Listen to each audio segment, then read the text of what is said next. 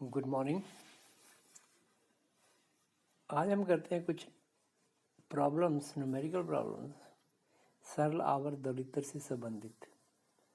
जैसे एक सवाल है कि किसी सरल आवर्त दोलित्र के जो चिरसम्मत सीमाओं के अंदर पाए जाने की प्रायिकता के मान की गणना कीजिए, जबकि जो दोलित्र है वो मूल अवस्था के अंदर है।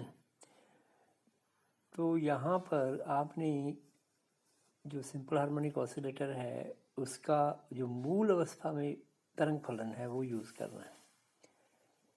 तो आप देखिए साइज 0x जो कि मूल अवस्था है ये बराबर होती है alpha square upon pi rest पर 1/4 ई रेस्ट पर minus alpha square x square upon 2।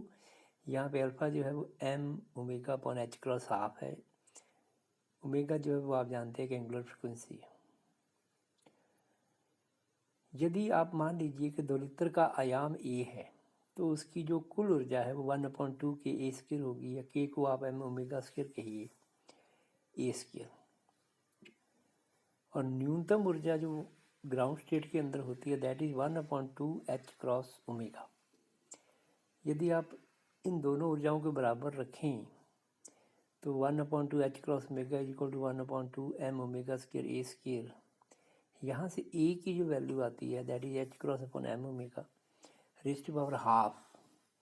इसको आप कह दीजिए 1/अल्फा। ये हम मान लेते हैं यहाँ पर क्योंकि ये पैरामीटर जो है वो कई बार यूज़ किया जाएगा। और अल्फ़ा की वैल्यू आप पहले भी निकाल चुके हैं कि अल्फ़ा जो है h cross omega upon h cross है, तो ए को आप 1/अल्फ़ा के इक्वल लिख सकते हैं। इसकी वैल्यू पहले भी दी जा चुकी है। अब देखिए कि जैसा ये सवाल कहता है कि क्लासिकल जो लिमिट है वो -a से +a तक के बीच है किसी भी ऑसिलेटर की, तो उसकी जो प्रोबेबिलिटी है that is -a to a size 0 के dx। अब साइज 0 मॉडुलस के देखें तो ये साइज 0 जो है वो रियल है, सो इसका कॉम्प्लेक्स कॉन्जुगेट सेम ही आएगा। तो इसमें से जो कोफिशिएंट है उसको आप बाहर निकाल लें और अंदर आएगा E raise to minus alpha square X के dx। अब E raise to minus alpha square X के जो है वो इवन फंक्शन है, इसलिए आप इसको 2 टाइम्स 0 to a लिमिट लिखा सकते हैं। अब इसका कर दीजिए expansion 1 minus alpha square x square upon factorial 1 plus alpha 4x4 upon factorial 2 और इसी तरह से हायर टर्म्स। अब आप इंटीग्रल कीजिए और अपर लिमिट जो a है वो इसमें पुट कीजिए और सिंप्लीफाई कीजिए, तो इसकी वैल्यू आती है 0.84। और ये याद रखिए कि alpha a is equal to 1 ये हमने यहाँ पे यूज़ कर लिया है जब कॉमन निकाले थे उस वक्त। तो नियरली 84% जो प्रोबेबिलिटी है वो है पार्टिकल की क्लासिकल लिमिट के अंदर पाए जाने की, और 16% जो चांसेस हैं वो इस लिमिट से बाहर होने की।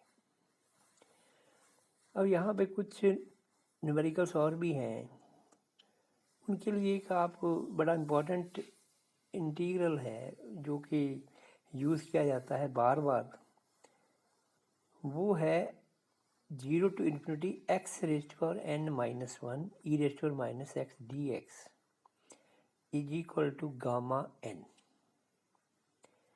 यहाँ पर गामा n क्या होता है कि गामा हाफ जो होता है वो रूट पाई होता है, अदरवाइज गामा n प्लस 1 जो है वो n गामा n होता है।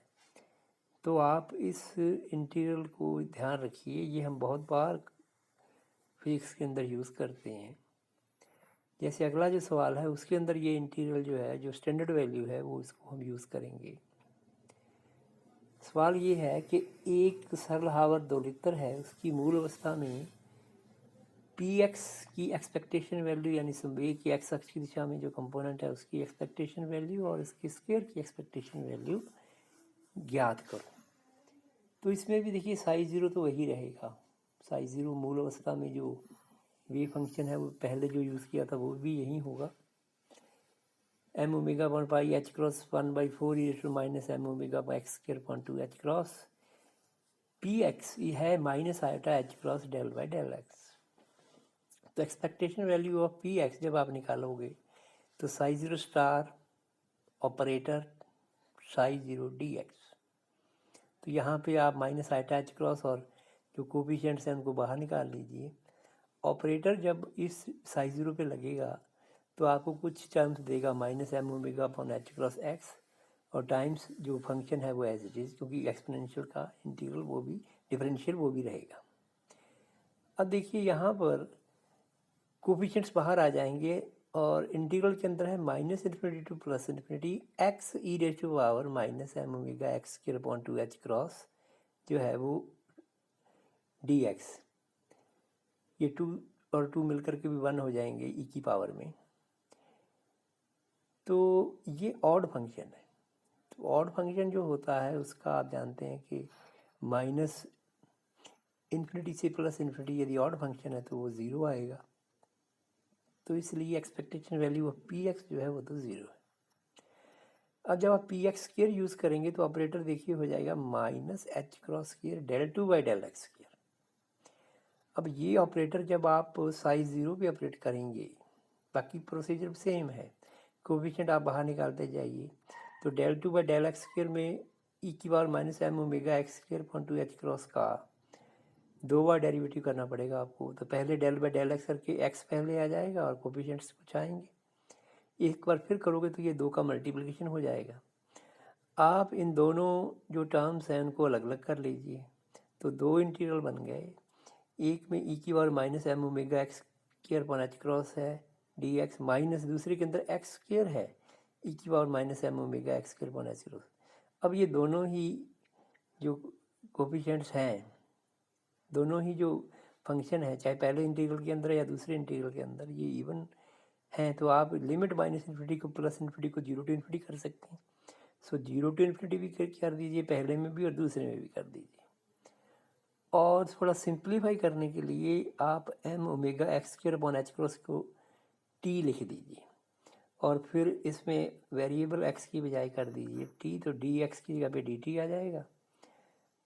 अब आप यहाँ पर वही गामा फंक्शन काम में लें जिस इंटीग्रल की हमने बात की थी, तो उसके हिसाब से देखिए पहला जो है वो t raise to half minus one e raise to minus t d t, तो यहाँ पे गामा हाफ वैल्यू आएगी जो कि रूट पाई होगी।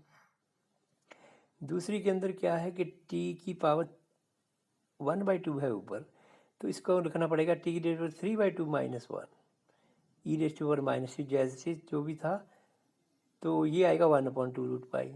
दोनों टर्म्स को जब आप इकट्ठा करेंगे तो पहली 1 है, दूसरा 1/2 है, तो ये 1/2 आ जाएगा यहाँ पर।